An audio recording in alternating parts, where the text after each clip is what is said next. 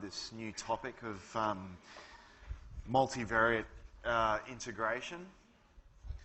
And I talked about two things, right? I introduced the double integral, that was one thing, and on the other hand, towards the end of the lecture, I introduced the iterated integral. And now at that stage, I didn't make any connection whatsoever between them, I just introduced them as two separate objects.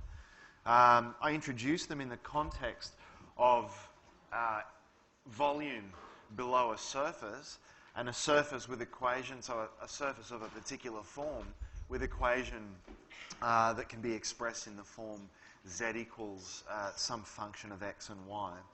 Okay, so what we're going to look at today is a result known as Fubini's theorem, which links the two. This is the main result that links the double integral to the iterated integral. And it turns out to evaluate a double integral or to evaluate a problem of calculating the volume below a surface and above some region in the xy plane, we don't have to take limits of these double Riemann sums every time. The good news is what we can do is evaluate it using an iterated integral. So that's what the lecture today is all about. And we're actually going to not prove the result, but I guess justify why the result does hold. So it's not a proof that I'm going to go over, but it's more of a, I guess, a visual justification for why we could expect Fubini's theorem to hold. All right, and again, it's going to be considering the problem of volume below a surface, but we're going to think of it in a different way, using slabs to first approximate the volume and take the thickness of this as the slabs go to zero. So I'll talk more about that later on. But let's just see what Fubini's theorem is. In fact, it's a pretty straightforward result, given that I've introduced the double integral and the iterated integral in yesterday's lecture. Okay, so the result is this. If we've got a function that's integrable on a rectangle in the xy plane, remember what integrable means. That means when we define the double integral as the limit of that double Riemann sum, if that limit exists, then the function we're dealing with is said to be integrable. All right, so in other words, it means this quantity, this double integral, is defined, right, and it does converge as the limit of that Riemann sum. All right, so once again, let's read the theorem, or we'll start again. So if f of x and y is integrable on this rectangle in the xy plane, then the double integral equals these two iterated integrals evaluated in both orders. So remember, we saw yesterday when I introduced the iterated integral, there are two possible orders of integration. Remember how these iterated integrals work. We work from the inside out. We interpret this expression to mean we first integrate this function partially with respect to y, evaluate it from y equals c to y equals d, okay, and then we're left with a function of x, and then we integrate that. Alternatively, we can do it in the opposite order, where we first integrate with respect to x, then with respect to y. And note how the bounds for x and y that define the rectangle we're dealing with, note how they correspond to the bounds for x and y in both integrals. So in this first iterated integral, the bounds for x, so that's on the outer integral, so the outer integral symbol is a and b, and that's specified in the line above using this set notation that you'll find I'm quite fond of, and I'll use quite a lot throughout in subsequent lectures. And similarly for the bounds for y, right? We've got c and d, and that's really just taken from this expression describing the rectangle. And when we write it in the other order of integration, those bounds move with the x. So now, in this second line, the x integral is in the inner integral, so we evaluate that first from x equals a to b, and then finally we end up with a function of y in here once we evaluate the x integral. And in both cases, it evaluates to a number. Okay, so we actually saw in yesterday's lecture an example of an iterated integral, and I worked through the example in the two possible orders of integration, and we saw we did indeed end up with the same result. Okay, so here's just an example. One other comment actually before I work through this example. You'll notice when I specify a double integral, so now we have Fubini's theorem. Fubini's theorem is great news, right? Because it means I don't have to evaluate a limit of a double Riemann sum. It means I just have to evaluate an iterated integral in order to evaluate the double integral, right? And iterated integrals are easy to evaluate. But you'll notice when I write down a double integral, I always write a dA here. So I've written evaluate the double integral of the function x squared plus y squared, and I write a dA here. So that's just intended to mean the an infinitesimal element of area, okay, the dA, and I'm writing down the double integral here. So I'm actually distinguishing between these two objects, the double integral and the iterated integral, even though Fubini's theorem tells me they're the same thing. All right, so when I write it out like this, I'm not specifying any particular order of integration. At the moment, this isn't so important because it's on a rectangle. In the next lecture, we're going to consider more general regions, and then we have to be very careful of the order of integration we choose using Fubini's theorem. So I guess writing it like this, so this is the double integral I've written here. Okay, that's the double integral, not either of the iterated integrals. But writing this dA is just the infinitesimal element of area, and it could refer to, once we apply Fubini's theorem, the dy dx or the dx dy, okay, depending on which order of integration we choose. All right, so for this example, we're just being asked to evaluate this double integral, and it gives this expression for the rectangle. So x is defined between 0 and 2, and y between 0 and 1. So remember, this is the notation that just reads the set of all, R is the set of all points with coordinates x and y, such that x is between 0 and 2, and y is between 0 and 1. All right, so I can say then, now that we've seen Fubini's theorem, I can say by Fubini's theorem, we can write this double integral over the region R of x squared plus y squared dA. We can write that as an iterated integral. Okay, so the iterated integral x squared plus y squared. Now I'm free to choose the order of integration, either first with respect to y or with respect to x. In this case, I'll choose first with respect to y and leave the other one as an exercise for you guys to work through. Okay, so first with respect to y, and now I go to this expression for the region up here, and I read off the bounds for y. So I can see the inner integral, which I've chosen to make with respect to y, will be from 0 to 1, and then the outer integral is with respect to x from 0 to 2, which I read off this expression in the line above. All right, so it's an iterated integral. We work from the inside out in order to evaluate that. All right, so in other words, we evaluate the integral with respect to y first, and all of that will be placed inside the integral with respect to x. Okay, so when I integrate with respect to y, I treat x as a constant, so that's just going to become x squared y plus 1/3 y cubed, and that's evaluated from y equals 0 to y equals 1. Okay, so now we substitute in those bounds, so it's just the upper bound substituted in minus the lower bound substituted into the formula. So it's evaluated just like a definite integral of a function of a single variable. So when y is 1, we end up with x squared plus 1/3 and minus the expression obtained when we substitute in y equals 0, which is just 0. Okay, so now we're just left with a definite integral in terms of x, which is just x squared plus 1/3. Now,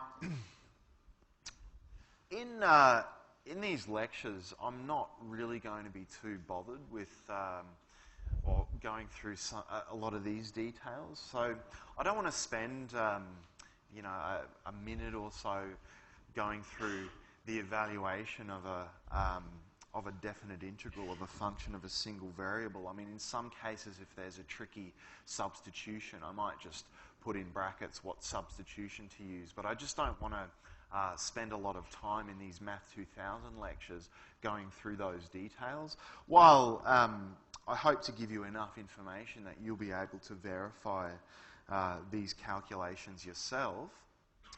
It's my my habit of, in an expression like this, I'll just go straight to the answer and just write it down as 10/3 and just say, you guys can check that for yourselves. Now, if you have a problem with that, let me know and I'll try and give you more information. But sometimes in these lectures, we get a little bit rushed for time. All right, so just over the page, well, there's a blank space there. I might leave that as an exercise. Let me just zoom in here.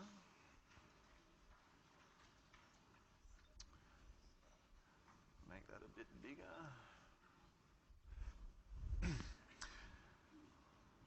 So I'll just leave this as an exercise.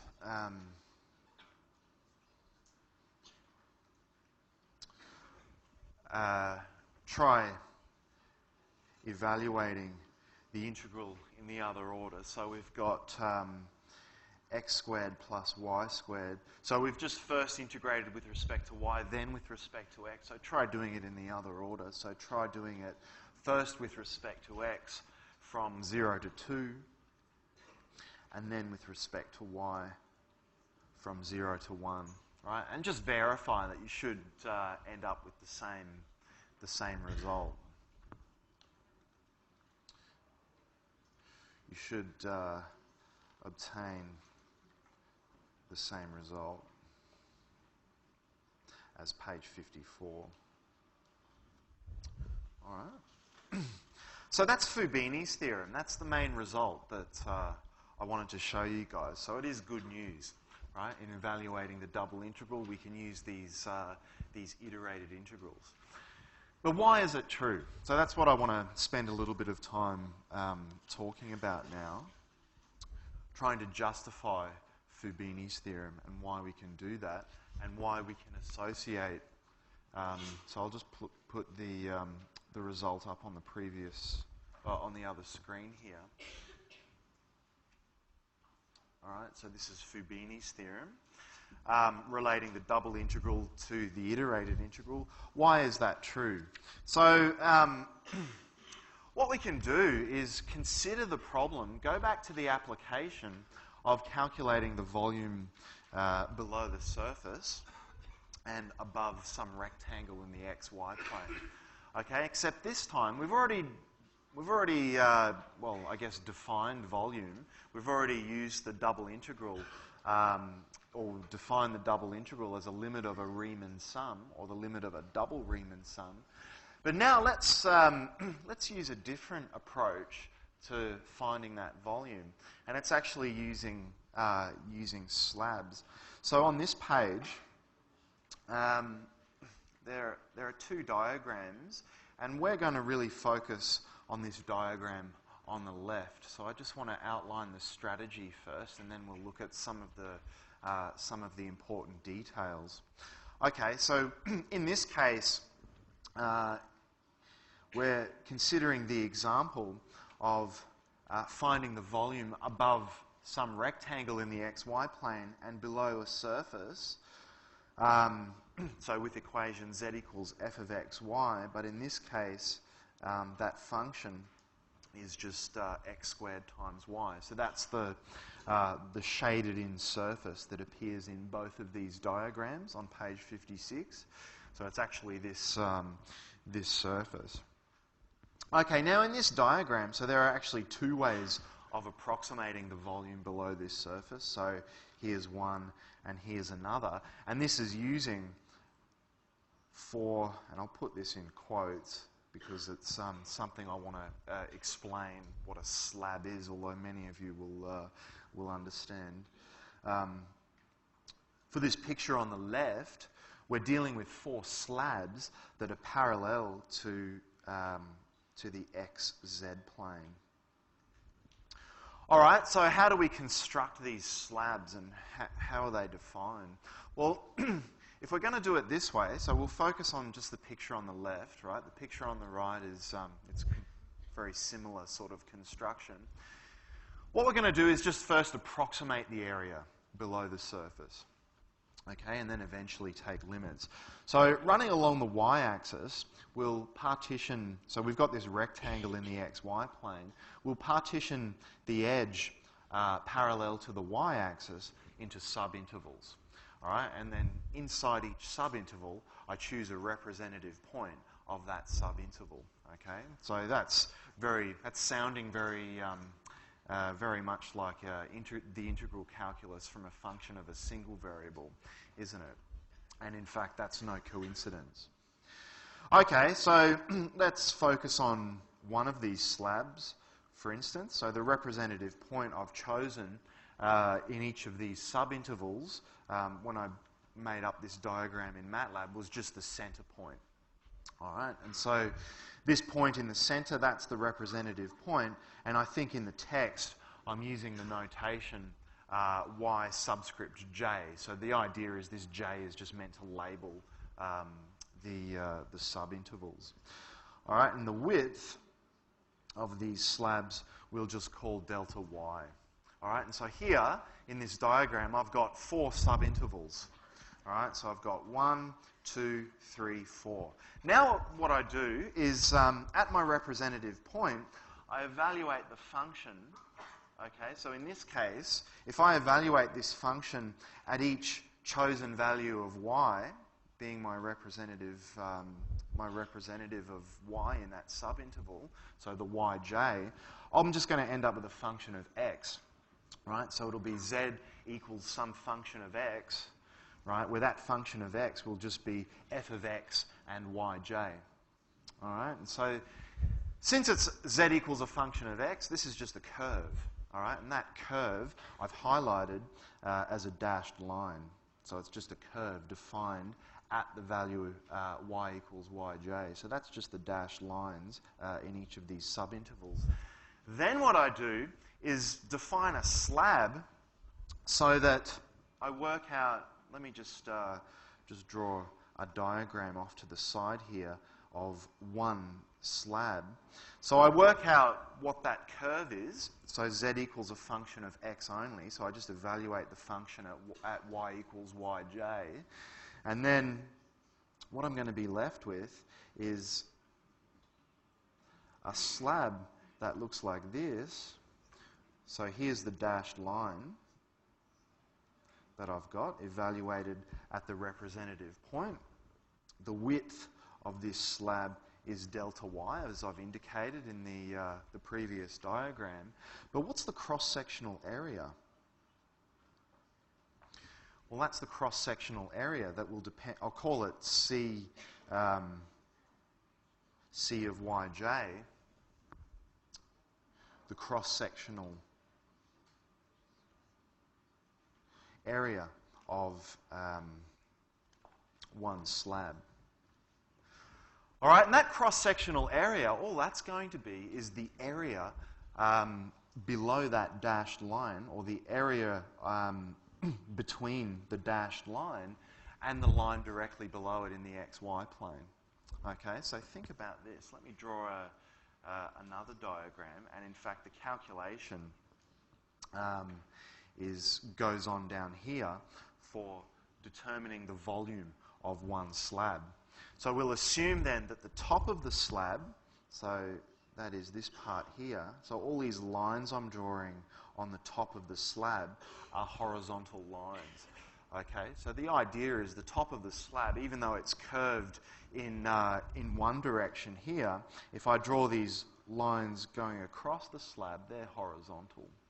Okay, so the idea is if I were to take a vertical slice of that slab, it would have the same cross-sectional area, C of yj, all the way along. So therefore I can work out the volume of that one slab just being the cross-sectional area times the depth. I mean, much like the formula for the volume of a cylinder, right? Base area times height. If it's the same cross-sectional area all the way along, that's what the volume is going to be. All right, and so it's the same idea. If I take a vertical slice of this slab, I'm always going to have the same cross-sectional area. All right, so now the problem is, how can we work out that cross-sectional area? So we know the volume of one slab is just going to be the, well, here I've written area of slab. I mean the cross-sectional area of one slab, so that's what I've shaded in here, times the depth, which is just delta y. Okay, but how do we work that out? So this is where I can now try and once again demonstrate my incredible artistic abilities. Just draw up a, actually this will be quite rough, a diagram in 3 dimensions. So here I've drawn the 3 axes, labelled them x, y and z. And what I'm going to do is just to highlight this point, so I'll draw 2 lines in the xy plane parallel to the y-axis, and then 2 lines in the xy plane intended to be parallel to the x-axis. Okay, now I'll look, see there's a rectangle I've defined here in the xy plane.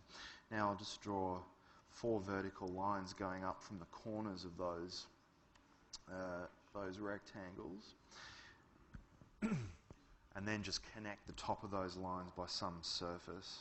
Right, so I just want to demonstrate this point, how we work out the cross-sectional area of such a curve. So we've got this surface here that sits above the rectangle in the xy plane. Now on the y-axis, we choose a point yj. So now in the xy plane, I'm just going to draw a line corresponding to that value of yj parallel to the x-axis. Okay, and where that line meets the edges of the rectangle, I just want to see what the image of that line looks like on the surface. So it's going to look something like this. Right, and now the question I'm asking is, how do I calculate this area? All right, and that's the idea is that's going to be the cross-sectional area of one of the slabs. Right? Now, this curve that sits on the surface will have equation z equals f of x, but it's evaluated at yj, right? So it depends on x. Depends on x only, right? So it's of the form z equals some function of x. And now what I want to do is work out the area below that curve and above this this line in the xy plane.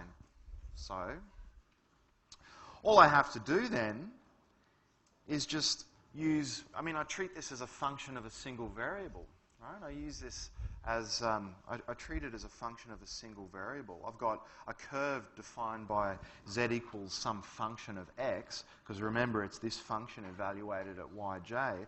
So to work out the area below that curve, I just integrate the function with respect to x over, or whatever these values are, say x equals a and x equals b in that direction. And that's going to give me the area of this shaded region here. All right, so that's exactly what we can do to work out the cross-sectional area. So now we take our function, f of x and y, evaluated it at this representative point, yj, which is the chosen point in in one of our slabs, and we just integrate this function with respect to x. Now, in this case, I've taken it from x equals 0 to 8 because that's just what corresponds to the diagram that I had that's just off screen on the left. All right, so now we know how to work out the volume of one slab, right, given this function. Okay, but now we've actually, in our approximation, we've got 4 slabs. All right, so let me just go over the page. So I just repeat this process for each slab. I'll just maybe zoom out a little. We repeat this process for each slab. Okay, so here's the volume of one slab. It's just going to be C of yj times delta y, but C of yj is just this integral with respect to x. Okay, so all we do then is repeat the process for different slabs and then add up the volumes of the individual slabs. All right, so we end up with the volume is approximately the sum of the volumes of the individual slabs.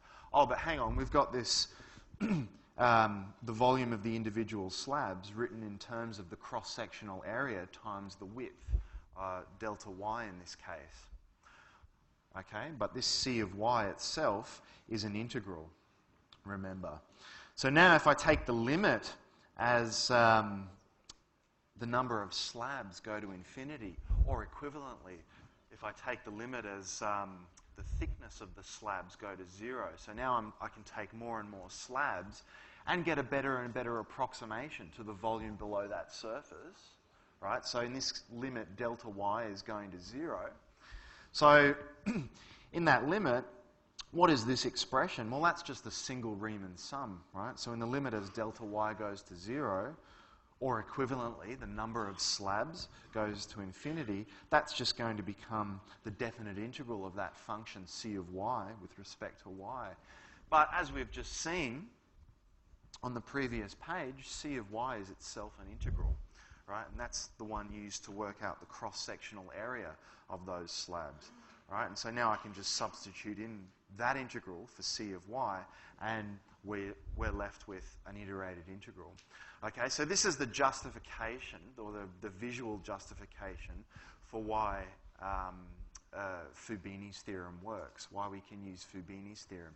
It's justifying it in the sense that, well, we started by defining the double integral by considering the problem of volume below a surface. Now we're thinking about volume in a different way using slabs, but in a convenient way that leads us to this iterated integral. So what I've outlined here is by no means a rigorous proof, but it is actually, I think, enough that we could formulate a rigorous proof if we wanted to. Hopefully you get the idea. I've at least outlined the idea behind Fubini's theorem, relating the double integral to the iterated integral. Okay. So now there's. Oh, by the way, I've only just done it in for one particular order. Right. There's a comment here that we could go through a very similar calculation for the diagram on the right-hand side. Okay, where we partition the x-axis, or at least the edge of the rectangle parallel to the x-axis, up into subintervals and place the slabs parallel to the yz plane. So as you can see, those 4 slabs in the right-hand diagram use that approach. All right, but I won't go through that derivation. Suffice it is to say that will give you the other iterated integral that appears in Fubini's theorem. All right, so look, just before we look at, we go into this example, let's, we'll just summarize the result. Is now in this case, the volume is defined using the double integral. This is what Fubini's theorem is telling us about volumes below surfaces. The volume is defined using the double integral, but evaluated using the iterated integrals. Iterated.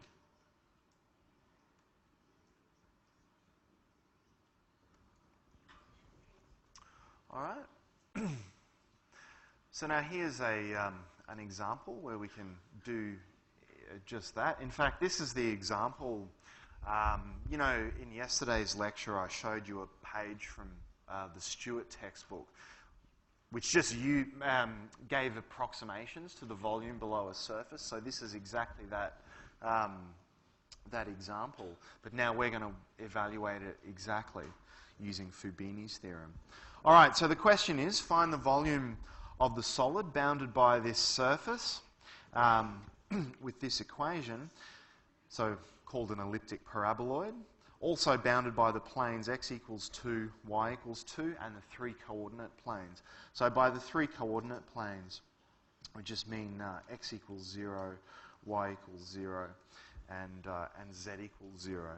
Okay, and remember, z equals 0 is just the xy plane. So what we can do, or one approach to calculating this volume, is to try and see if we can use a double integral, right? And since we can see that the volume that we're interested in, or the solid that we're interested in, is bounded by the xy plane and some other surface, and we note that this surface can be written in the form z equals some function of x and y.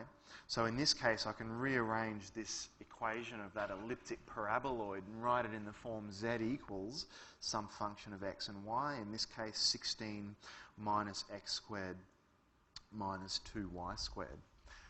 So now I'm not going to attempt to draw this in 3D, but what I will do is draw the region of integration. Okay, so now it says that the solid we're interested in is bounded by the planes x equals 2, so I can draw in the line x equals 2 here, and x equals 0, so that's just on the y-axis there if I'm drawing it in the just in the xy plane. Also y equals 0, so focusing on the xy plane now, because I've identified that I can formulate this as a double integral. All right, because I've got the surface in the form z equals a function of x and y, and I also know that the xy plane is bounding the solid. So I've got these two ends of the solid, the xy plane and the surface of that form. It's perfect for a double integral. Okay, so we've got y equals 0 and y equals 2. Okay, so it's actually this region, I'll call that R, in the xy plane that we're interested in. Just an observation as well, if you substitute in any value, any point, if you substitute in the coordinates of any point inside R, including points on the boundary, into this function, you'll notice it's always positive. In fact, if you look at where that surface, so on the z-axis, when x and y both equal 0, we're at z equals 16. Okay, so that's actually a local, a maximum. Actually, that's a global maximum for that function. And so all other values of x and y, it's just decreasing from, from the value 16. So actually the surface will look something like an upside-down bowl, but where does that, that surface intersect the xy plane? Well, that's when we set z equal to 0. And it turns out, I mean, you can work out exactly what the numbers are, but it turns out this curve here is part of the curve x squared plus 2y squared equals 16. Right, so that's where we set that function on the right-hand side equal to 0. All right, anyway, so we've worked out how we can formulate this as a double integral. So the volume that we're interested in is actually the volume above the shaded region, R, in the xy plane, and we can work that out as the double integral over that rectangle R of this function f of x and y. And I'll write dA just to indicate that, I haven't yet specified any particular order of integration yet. Okay, so one thing I like to do, one step in all of this, and I mean here in the lectures I'm outlining this in all its gory detail. Each step of the process I'm going through very carefully, just so I can share it with you, so you guys can see what's involved.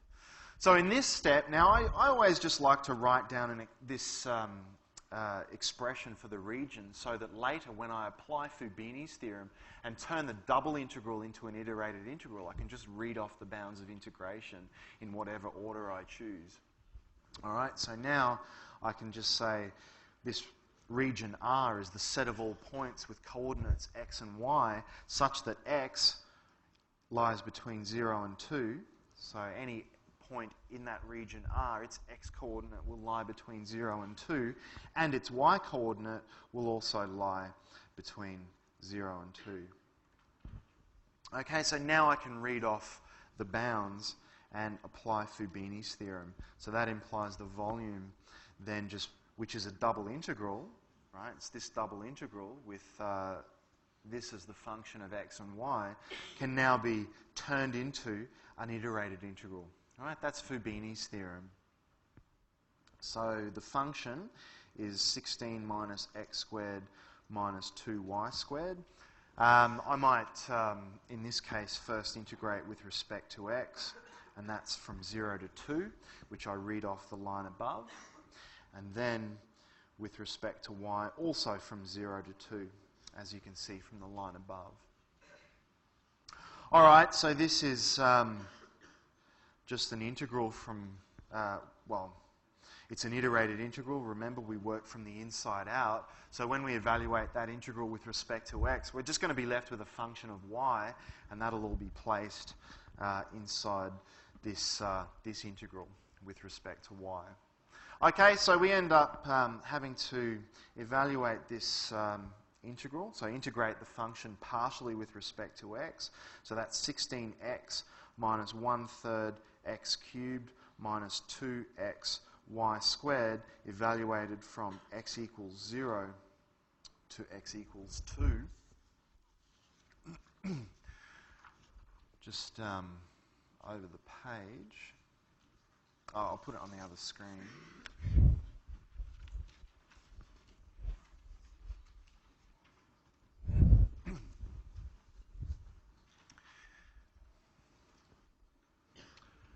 Okay, so now just substituting in the bounds. So we're left with the integral of something with respect to y, substituting in these bounds for x. So the lower bound you can see is just going to give 0. The upper bound, though, x equals 2. So that'll give 32 minus 8 on 3, and then minus 4y squared.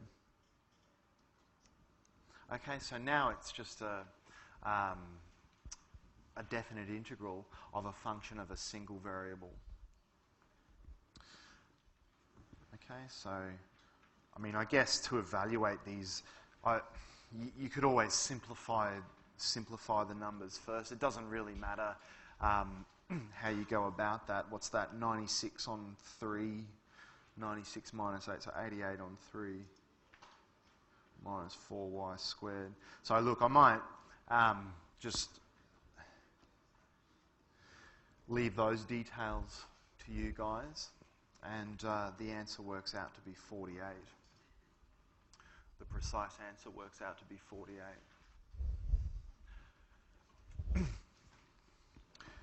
Now just at the end here, I'll just say try the other order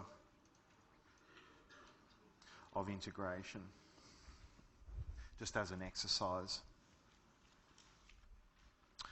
All right, any questions about that so far? Yeah.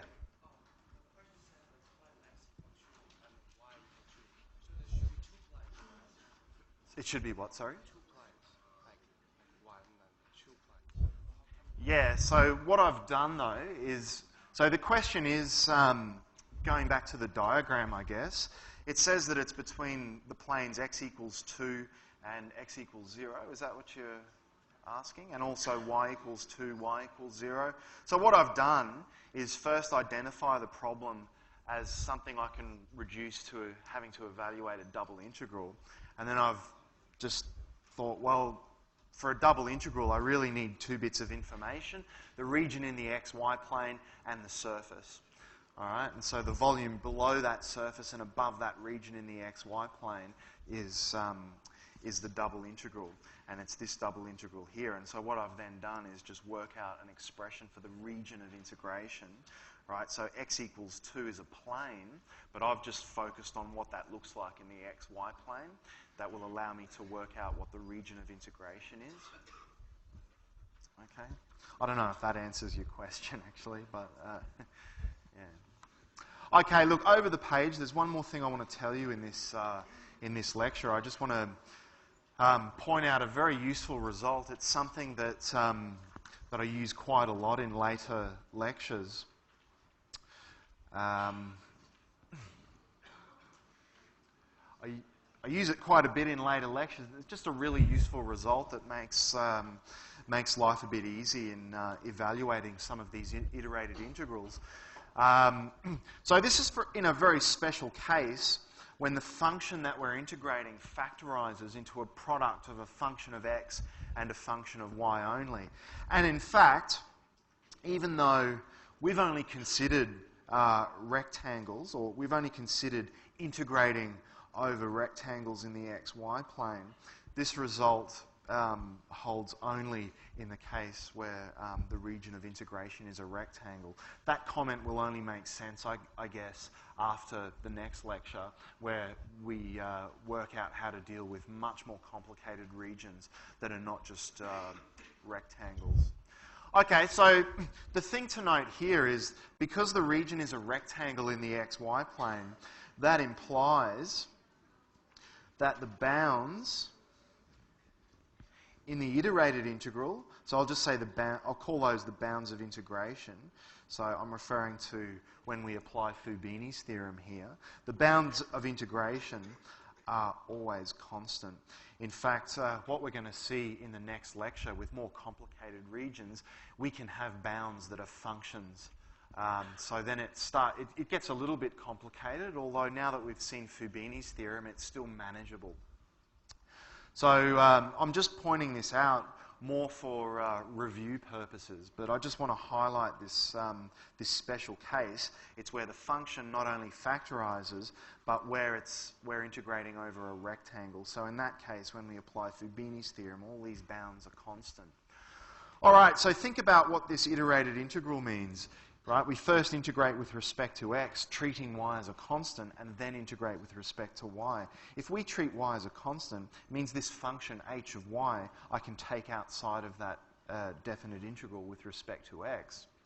Okay? Then it's just a matter of evaluating that definite integral with respect to x, which will then evaluate to a number, which is a constant, which I can then take outside of the integral with respect to y.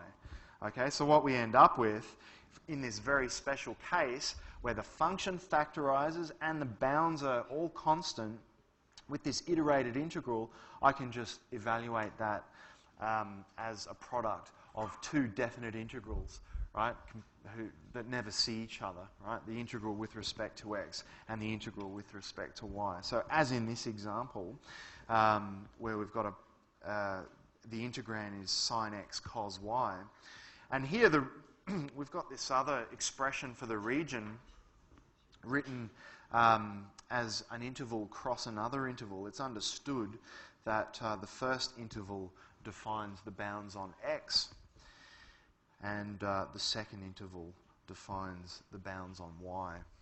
Okay, so that's just a convention.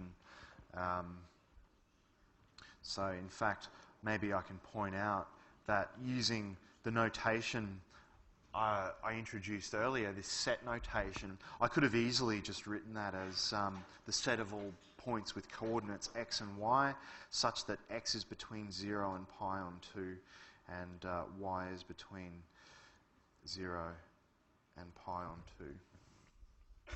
All right, so now we've got the double integral. I can apply Fubini's theorem. Okay, so we've got sine x cos y dx from 0 to pi on 2, dy from 0 to pi on 2. But now this is exactly in that form that I've got in the result above for this special case. Okay, so I can actually write this as the integral from 0 to pi on 2 of sine x dx multiplied by the integral from 0 to pi on 2 of cos y dy. This is a particularly useful result that I'll use quite a bit in lectures that are to come. So I'll always be making reference to, I guess I'll call it the result on page 59. I'll always be making reference to that whenever I apply that result. Okay, so I mean we all know the humps of the sine and cosine graphs have area 2, right? So 0 to pi on 2 is half of that, so that's just 1 times 1, so the result is 1 in this case. All right, and because it's a double integral, we've applied Fubini's theorem to evaluate it. I've just pointed out at the bottom of page 59 that what we've actually done is just calculate the volume of this solid outlined in that diagram. So this surface, the shaded surface, is the surface z equals sine x cos y. And so this is this top part of the solid whose volume we've just calculated is on that surface, and the bottom part of it is just in the xy plane. Okay, guys, so that's a very, I guess that's a very enabling lecture. That's a very important lecture, Fubini's theorem, because now we're able to move on and look at much more complicated regions in the xy plane. But now that we've got Fubini's theorem, the problem of evaluating double integrals is really quite straightforward. All right, thanks, guys.